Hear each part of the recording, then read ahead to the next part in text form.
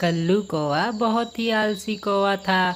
वह दिन भर अपने घोंसले पर सोता रहता था और वह कुछ काम भी नहीं करता था। अरे जी उठो, अरे उठो, अरे सोते ही रहोगे क्या? अरे मेरी बात तो सुनो। अरे अरे भगवान, नींद में क्यों डिस्टर्ब कर रही है? क्या हुआ? बोल जल्दी से, फिर मुझे सोना भी है। तुम्हें तो सोने के अलावा कुछ काम नहीं है।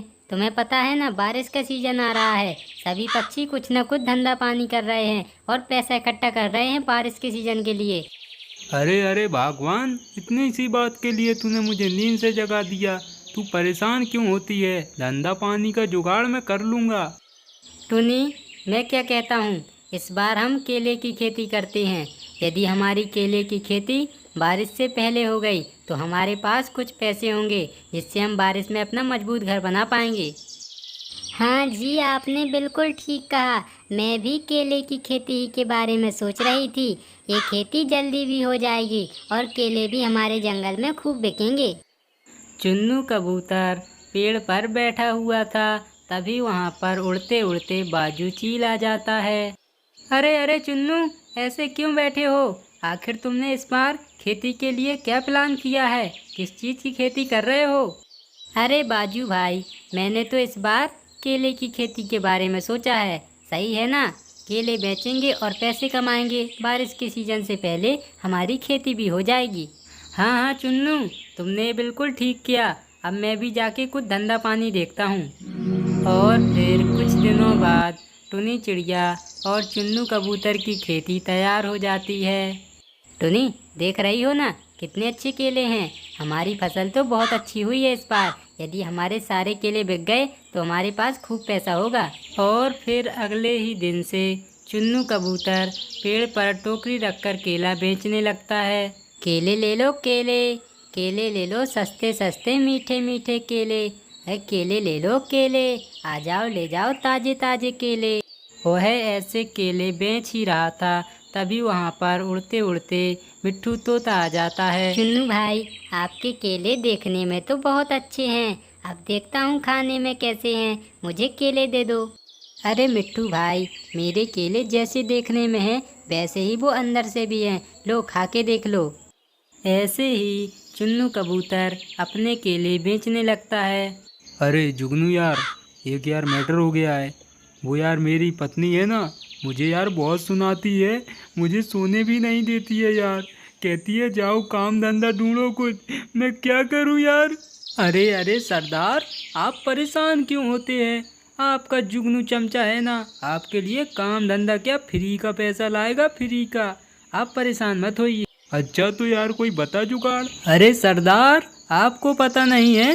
वो टुनी चिड़िया है ना, और वो चुन्नू कबूतर, दोनों की केला की खेती है और वो बहुत पैसे कमाते हैं।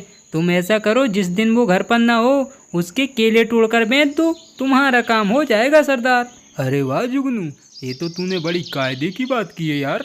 जाके बागबान को बताता हूँ, वो तो बड़ी खुश होगी।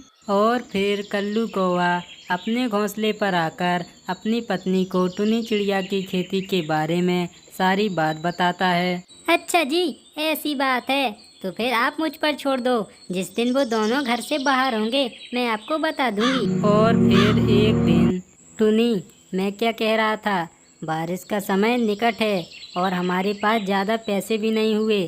केले का धंधा हमारा ज़्यादा अच्छा नहीं चल रहा है, क्योंकि हमारे केले अभी पूरे पके नहीं हैं। हाँ, और हम कर भी क्या सकते हैं? केले पकने का हमें इंतजार ही करना होगा। नहीं नहीं टुनी, हम केले पकने का इंतजार नहीं कर सकते। बारिश का मौसम आने ही वाला है। मैं ऐसा करता हूँ, मैं परदेश के जंगल जाकर कुछ पैसे कमा कर लाता हूँ। तब तक तुम केलों का ध्यान रखना और केला बेचकर तुम भी पैसे कमा लेना। और फिर ऐसा कहकर चुन्नू कबूतर पैसा कमाने के लिए परदेश के जंगल चला जाता है। ये बात तो सच है, अभी पूरी तरह केले पके नहीं हैं। ऐसा करती हूँ, 2-3 दिन अपने मायके हो आती हूँ, तब तक केले भी पक जाएंगे। ऐसा कहकर टुनी चिड़िया भी अपने मायके की ओर उड़ जाती है। जंगल से बाहर जाते टुनी चिड़िया को कालू की पत्नी देख लेती है। अरे ये तो टुनी चिड़िया है और इसका पति तो अभी थोड़ी देर पहले जंगल से बाहर गया था। इसका मतलब इसके घर में कोई नहीं है। जाके कल्लू को बताती हूँ। और ऐसा कहने के बाद कल्लू की पत्नी वहाँ से उड़कर कल्लू के पास आती है और सारी बात उसे बता देती है। कल्लू कौवा मौके का लाभ उठाकर टुनी चिड़िया के बगीचे में पहुँच जाता है। अरे, इस चिड़िया ने तो इतने सारे केले लगा रखे हैं। यदि मैंने सारे केले बेच दिए तो मैं तो लखपति हो जाऊंगा, लखपति। इतना कहकर कल्लू कौवा टुनी चिड़िया के केले सारे तोड़ लेता है और एक बड़ी सी ट्रॉली में भरकर वह वहाँ से ले जाता है। कल्लू, मैं तुम्हारे सारे केले तो ले लेता, पर मुझे पहले चेक करना होगा। ये तुम चोरी के केले तो नहीं लाए हो? अरे अरे सरदार, कैसी बातें कर रहे हो? कल्लू और चोरी? ना ना, मैं कभी चोरी नहीं करता। आपको जितना पैसा देना हो अपनी मर्जी से दे दो। और फिर ऐसे ही कल्लू कौवा व्यापारी को सारे केले बेच देता है और पैसा लेकर कल्लू कौवा अपनी पत्नी के साथ जंगल छोड़कर भाग जाता है।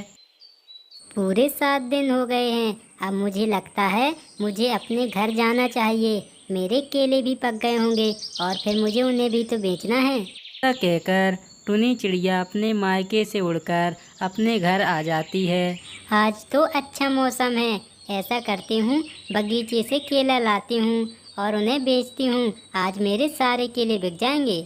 ऐसा कहकर टुनी वहाँ से उड़ जाती है और वह उड़ते उड़ते अपने बगीचे में पहुँच जाती है। बगीचे में पहुँचने के बाद केलों को देखकर टुनी के होश उड़ जाते हैं और वह वहाँ उदास होकर रोने लगती है। हे भगवान, ये क्या हो गया? और फिर ऐसे ही कुछ दिन बीत जाते हैं। कुछ दिनों बाद टुनी चिड़िया उदास होकर एक पेड़ के पास बैठी हुई थी। तभी अचानक से पेड़ बोलने लगता है। चिड़िया बहन, तुम परेशान ना हो। मैं जानता हूँ तुम क्यों परेशान हो। ये लो, ये 2 बीज हैं। इन्हें जाकर अपने बगीचे में गाड़ दो। इनसे जो पेड़ बनेगा उसमें जो फल लगे उन्हें बेचकर तुम अपना गुजारा कर सकती हो। यह सुनकर टुनी चिड़िया बहुत ही खुश होती है और वह तुरंत ही जाकर बगीचे में इन बीजों को गाड़ देती है। थोड़े ही दिनों बाद उन बीजों से बड़े बड़े वृक्ष बन जाते हैं और उनमें फलों की जगह गुलाब जामुन लगने लगते हैं। यह देखकर टुनी चिड़िया बहुत ही खुश होती और वह गुलाब जामुन तोड़कर अपने घर लाती। अरे वाह, इन पेड़ों में तो बहुत गुलाब जामुन लगते हैं। ऐसे तो मैं गुलाब जामुन खा ही नहीं पाऊंगी। अब मैं इतने सारे गुलाब जामुन का क्या करूं? अरे हाँ, मेरा केले का धंधा चौपट हो गया ना। ऐसा करती हूँ, गुलाब जामुन ही बेचती हूँ। जब चुन्नू आएगा तो वो भी खुश हो जाएगा। फिर अगले ही दिन से टुनी चिड़िया जंगल में गुलाब जामुन का ठेला लगाने लगती है। गुलाब जामुन ले लो, गुलाब जामुन, गरम गरम ताजे ताजे गुलाब जामुन। गुलाब जामुन ले लो, गुलाब जामुन।